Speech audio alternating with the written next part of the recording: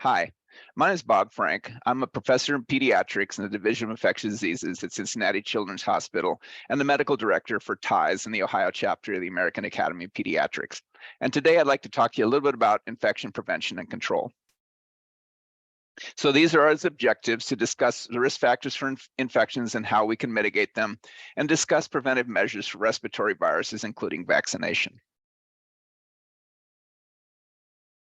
As healthcare providers, we dedicate our lives to getting people well. However, maybe even more important is implementing practices to keep people well. These people include your patients, your staff, and you. I've focused on vaccine as a method to prevent infections. Another critical method is understanding risks for becoming infected and how to minimize these risks. The Centers for Disease Control and Prevention, or the CDC, has developed a fantastic program called Operation First Line. And through collaboration with the Academy of Pediatrics and the Ohio chapter of the AAP, multiple short videos on various infection control topics have been created. The videos are made at a level that is informative yet understandable by anyone in your office. In fact, much of the content in today's talks can be found at the Project First Line website. And I strongly encourage you to check out this website. And so at the bottom here is the website of the www.cdc.gov.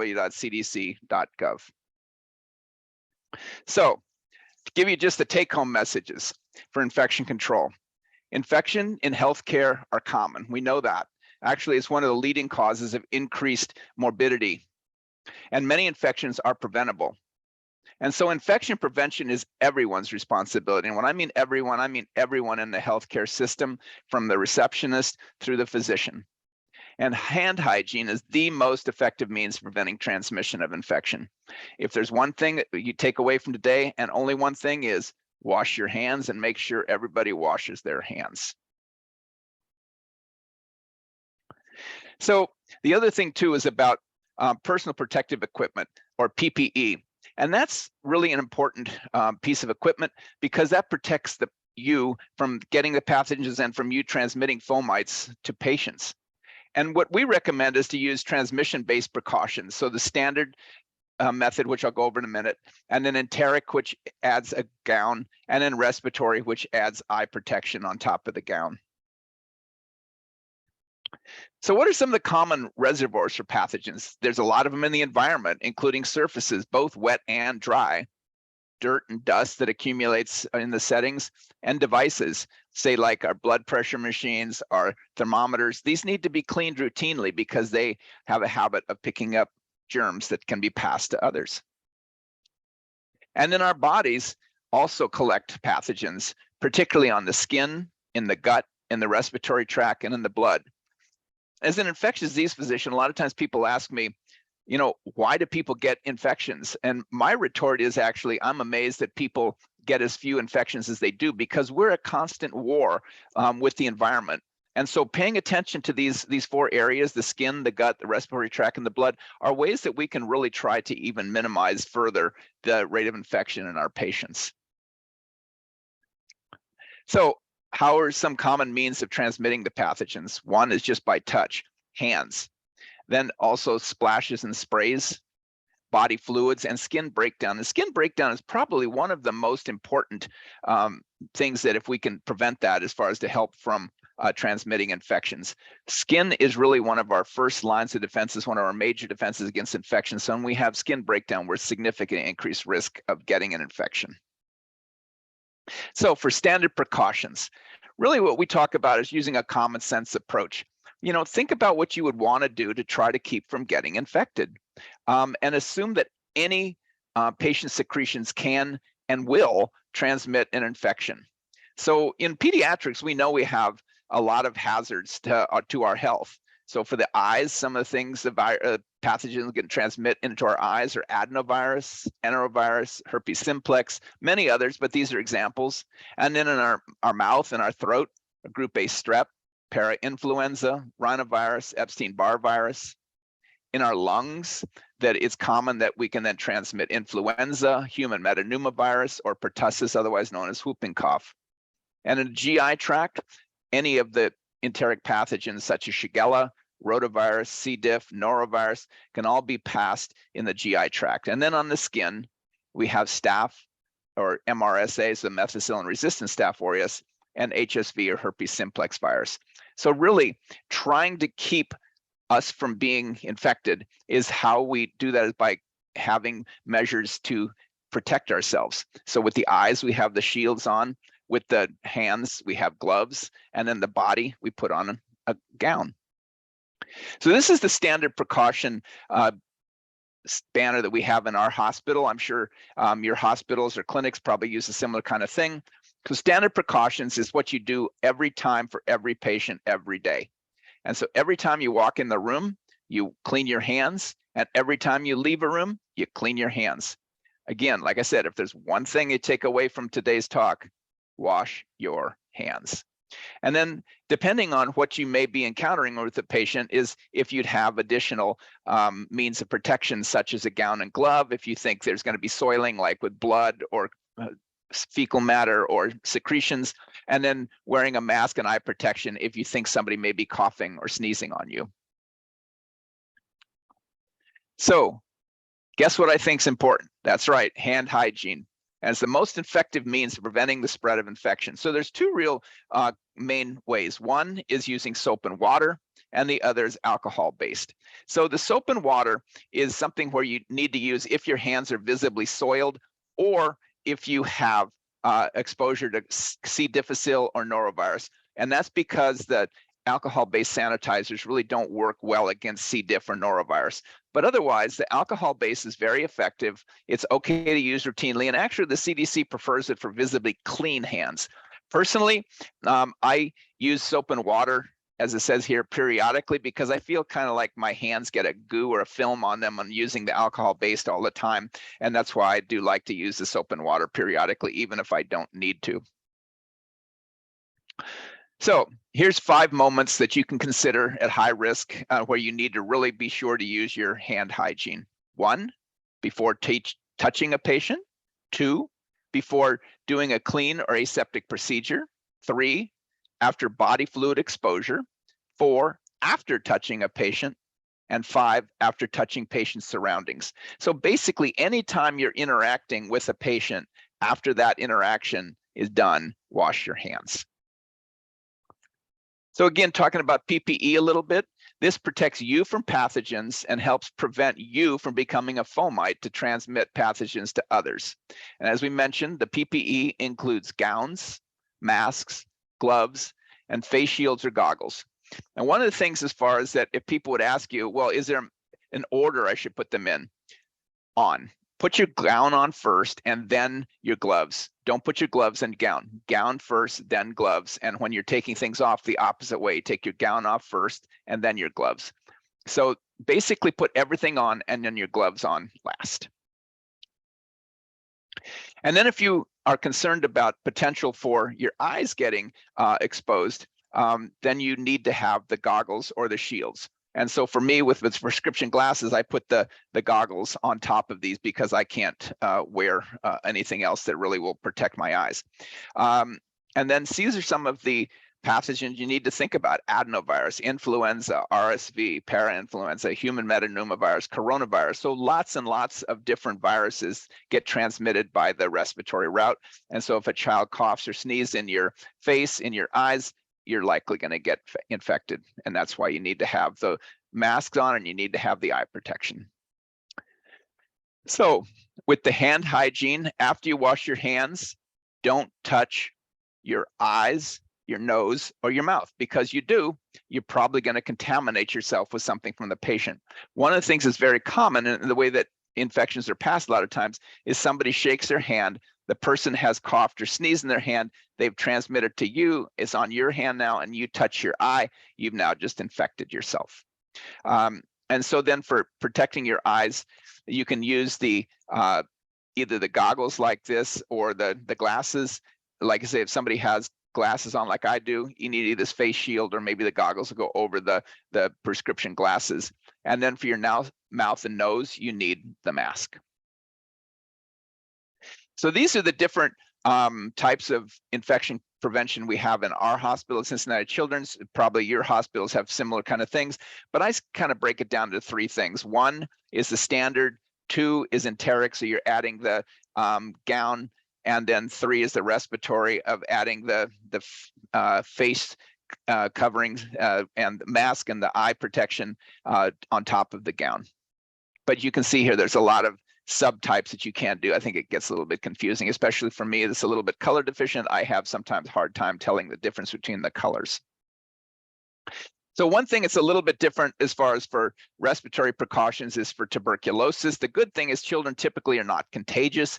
That's just because they don't typically form a cavity where they're coughing things up. They tend to swallow rather than cough it up. However, if you are considering TB as a diagnosis, in addition to the eye protection, you need a special kind of mask, the N95 masks. Since COVID, I think everybody in the world has heard of an N95 mask, but that is something that we need to do specifically for TB and then the COVID also. And then I would suggest strongly is that if you do have a concern about TB, to contact your infectious disease specialist and or your health department. So some additional measures to prevent infections. One is antimicrobial stewardship. If you need antibiotics, great. Antibiotics are really good things. They help a lot. However, as we all know, they don't do anything for a virus. So if you think somebody has a viral infection, please don't give them antibiotics. It's not going to help. Using aseptic technique, so washing your hands well, putting on sterile gloves, you're going to do something that's a sterile field. Catheter care is that one of the things that we see frequently is people that have long-term catheters, and that's a site of infection. So keeping those clean, like when we have the PICC lines for antibiotics, we have the home health care, routinely changing those out about once a week, and then checking them every time they come out to the house. Also then disinfection and sterilization of the medical equipment. A lot of times we don't think about that, is that people are touching these different things, like I say, the blood pressure monitor, the thermometers, and it never gets cleaned. So think about cleaning those on a routine basis. And then if you have infections, please report them. And then at our hospital, at least, we have a yearly requirement for TB screening, and we also have vaccine requirements.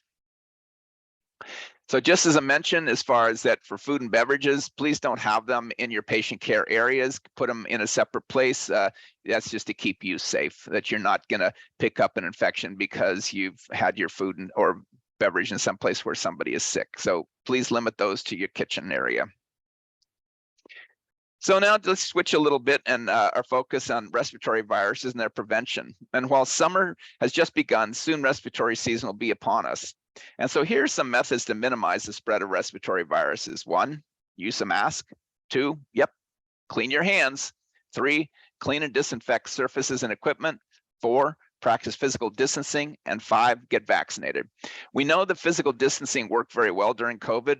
Unfortunately, that's why we're still doing webinars like this instead of in person. Hopefully that will go away before too much longer and we can get back to normal interactions. But the physical distancing really is a means to decrease transmission of respiratory viruses. I think that's one of the reasons we had such low years for flu and RSV for 2 years, because of the social distancing. But we found out that neither RSV nor flu were gone. They were just waiting for their opportunity. And that's this past winter, at least at Cincinnati, we had a horrible time with all 3 viruses at the same time: COVID, flu, and RSV. So first, a little bit about influenza. So this year, all vaccines sold in the US will be a quadrivalent vaccine. They'll have 2 A strains and 2 B strains. The strains that selected for the 2023-2024 influenza vaccines are very similar to the 22-23 strains. That's good news. That means that the virus really didn't drift very much. The vaccination against flu is recommended for everyone 6 months of age and above. Intramuscular administration is approved for all, and an intranasal vaccine or spray is available for people 2 to 49 years of age. You know, one of the things is that hear about influenza vaccines is that they really don't work, but that's not really true. Is that they do work, but it really, we need to give people the right perspective. Is that flu vaccines have a 40 to 60% chance of decreasing your need for medically attended visits, about a 30% chance of decreasing hospitalization, about 80% chance of decreasing ICU admissions and death. So that the vaccines are very, very effective at the more serious infections. And that's similar to COVID too. And it's one of the things I think we don't really give our patients the right perspective, is that yes, they may still get the flu, yes, they may have a mild illness, but they don't end up in the hospital or dying from the infection. So for flu right now, there's two approved methods to produce flu vaccines. One, the classical in egg, and then more recently in cell-based, which has been around about 7 years now. The egg-based vaccines are effective, but there's potential advantage to the cell-based technology, including the virus can be grown much more rapidly, and there's no concern for egg-related allergies. And then it prevents the change in the flu virus that occurs while growing in eggs. And this is a phenomenon called egg-adapted changes, so that you put this flu strain in the eggs, but then the one you harvest at the end oftentimes has had mutations, so that it isn't the same as what you put in the egg, and therefore it may not be as effective as a vaccine. The other thing then, right now, their mRNA flu vaccines are in late-stage clinical trials. And I'm thinking that they may be available within a few years. There's some really exciting animal work has been done, is where they were able to put 21 different strains of flu in a single vaccine, so that we had very, very broad coverage in an animal model that was able to do both heterotypic and homotypic protection. So that would be really great as far as really expand our ability to protect against flu. And like I said, flu vaccines work. They reduce the medically attended visit by 60%, hospitalizations 20-30%. They can be life-saving. The other thing too is that vaccination of children can significantly decrease flu in the elderly. There was a really interesting study that was done in Israel a number of years ago, where they vaccinated children and then saw what effect it had on the adults at home, and that by vaccinating children, had a high vaccination rate in children, their grandparents had a significant drop in flu, even if they weren't vaccinated. So just trying to keep the children from passing flu to others can have a really dramatic effect on flu in the community.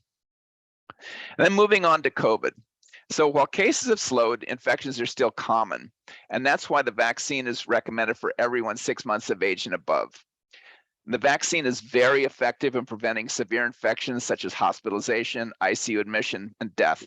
And again, I think this is one of the things where maybe the vaccine was oversold a little bit, or people just didn't understand, is that I would love to have a vaccine that will prevent all symptoms. But what I'm really interested in is to have a vaccine that's preventing people from needing to go to the doctor or be hospitalized or dying from the virus. And the vaccine has been incredibly effective for that. Even with the modifications in the virus, the mutations the virus has had, we're still 80+% effective for hospitalization and ICU admission. The FDA has just approved an updated booster for the fall of 2023. I'm not sure the exact formulation, but I think it's going to be one of the XBB variants, and the XBB is a variant off of Omicron. So we've run out of all the Greek letters, so now we just have to start using other alphabets, so that good luck remembering all those. But anyway, there will be a booster available, and it will be available for everyone 6 months of age and above. So this slide shows the hospitalization and death in the US from COVID versus selected viral illnesses that were in there, how many cases they had of hospitalization and death before the vaccines were available. And the reason I show this is because I've had a lot of people tell me, well, you know, kids don't get COVID, and then even if they get COVID, it's not that serious. Unfortunately, neither of those statements are true. So if you look at this slide here, for COVID, the rate of hospitalization per 100,000 exceeds every other one of these vaccine preventable illnesses other than rotavirus. And if you look at deaths, this is approximately 650 deaths per year for the last 3 years. And if you look at flu, even during a bad year of flu, we average a little under 200 kids.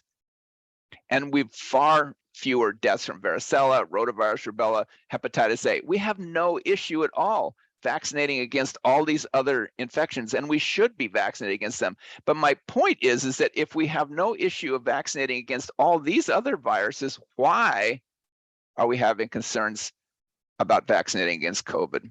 Especially since the highest rate of death in kids is 0 to 4, and the lowest rate of immunization is in kids 0 to 4. Right now, we only have about 13% of the children in the United States under 4 that's immunized against COVID. It's not a coincidence that the highest incidence of death is in the lowest incidence of vaccinated group. So then moving on, last is that RSV. And so that RSV, we've had for a long time palivizumab, and that's available for use in infants at high risk for severe RSV, and it's administered monthly during the RSV season. The problem with palivizumab is you have to give it monthly, and then also it's really never been shown to have much more than a marginal effect on decreasing medically attended visits or hospitalizations. So there's really some very good news and very exciting news on the horizon for RSV, and that's a new monoclonal, what's called nirsevimab. Now, actually, the companies are looking to market it as a vaccine, and that way the vaccine for children will pick up the cost of this, but really it's a long-acting monoclonal. It was recently recommended by an FDA advisory committee to be given to all children during their first RSV season. So again, that's going to be a huge change from palivizumab. We have a very small percentage of the children recommended for use to all children recommended getting a dose. And it's possible that there even be a recommendation for the second year. That's being discussed right now. The nice thing about the nirsevimab, it's 1 dose for the entire season. And there's going to be a little bit of logistic issues as far as like if somebody is born from September on, you would so September through March, you would give them the nirsevimab before they go home from the hospital. But if they're born between April and September, you probably what we're going to recommend doing is to keep a list of these kids and then bring them into the office to give them a dose of the medicine when it comes toward or vaccine when it comes to the RSV season. The nirsevimab has been shown to significantly decrease medically attended visits and hospitalizations in healthy children. So not only did it work in high-risk children, it worked in healthy children without any underlying conditions. So this is really remarkable. And right now we're awaiting ACIP review and recommendations for use, but I believe it could be used even as soon as this season. And that the other thing for RSV is there's a lot of important things that are going on with RSV right now, is that the FDA has approved an RSV vaccine for pregnant women. And in a clinical trial, pregnant women who were vaccinated between 24 and 36 weeks gestation were administered a single dose of the vaccine. And then their babies were followed for the first 6 months of life. What the study found that in the first 90 days of life, the vaccine decreased medically attended visits due to RSV in the babies by 82%. So really phenomenal. And even at 6 months of life, the efficacy still remained at 69%. So one of the things I think is going to be interesting, and I'm not sure exactly how it's going to fall out, is that what will we recommend for babies if moms have been vaccinated against RSV? We'll give moms a vaccine and then baby the nirsevimab, or how's that going to work? I don't know. We really don't have the data for that because we haven't done that study. I'm not sure that study would ever happen, but that would be an interesting study to do, is to see is that if their mom's been vaccinated against RSV, is that sufficient, or do you need additional protection for the baby? So in summary, infection prevention is everyone's responsibility. Hand hygiene is the most effective means of preventing transmission, and use transmission-based precautions. And then one last pitch for Operation First Line. It is really, like I said, a phenomenal resource, and I really encourage you to check it out because I really think you'll like the videos, and that I think your staff and even parents or patients, I think will like looking at it. It's a very well done videos. So thank you very much, and hope you have a great day, great summer, and that keep us and everyone else safe. Take care.